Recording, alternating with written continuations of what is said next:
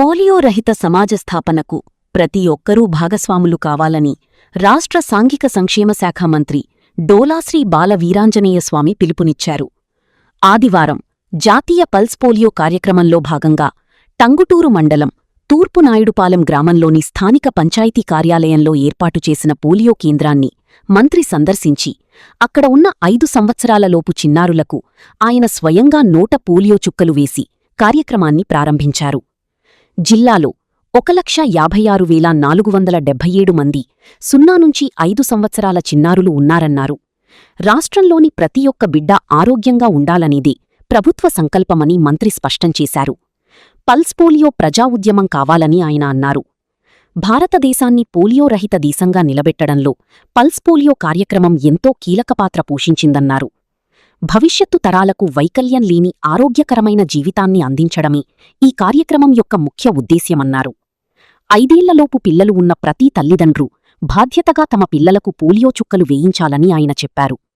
రాష్ట్రవ్యాప్తంగా ఏ ఒక్క చైల్డ్ మిస్సవ్వకుండా వైద్య ఆరోగ్యశాఖ అధికారులు, అంగన్వాడీ, ఆశా వర్కర్లు సమన్వయంతో పనిచెయ్యాలన్నారు. గ్రామీణ ప్రాంతాల్లో పోలియో చుక్కల ప్రాధాన్యతపై ప్రజల్లో మరింత అవగాహన కల్పించాలని అధికారులను మంత్రి ఆదేశించారు. ఒకవేళ ఈ రోజు రాలేకపోయిన వారికి రాబోయే 2 రోజుల్లో సిబ్బంది ఇంటింటికి వెళ్లి పోలియో చుక్కలు వేస్తారని మంత్రి తెలిపారు. ఈ కార్యక్రమంలో జిల్లా వైద్యశాఖ అధికారి టి వెంకటేశ్వర్లు, వైద్య ఆరోగ్యశాఖ అధికారులు, ఏఎన్ఎంలు, ఆశా కార్యకర్తలు, అంగన్వాడీ సిబ్బంది మరియు గ్రామ ప్రముఖులు, వైద్యాధికారులు, తల్లులు, చిన్నారులు పాల్గొన్నారు. 5 సంవత్సరాల లోపల పిల్లలందరికీ కూడా పోలియో వ్యాధిని పడకుండా ముందస్తుగా వ్యాధి నివారణలో భాగంగా పోలియో డ్రాప్స్ ని, పల్స్ పోలియో చుక్కల్ని పిల్లలకు వేయడం జరుగుతూ ఉంటుంది. జిల్లాలో 17,94,767 మంది పిల్లలకి, జనాభాలో 1,56,477 మంది పిల్లలకి ఇది మనం పోలియో చుక్కలు అందించడం జరుగుతుంది.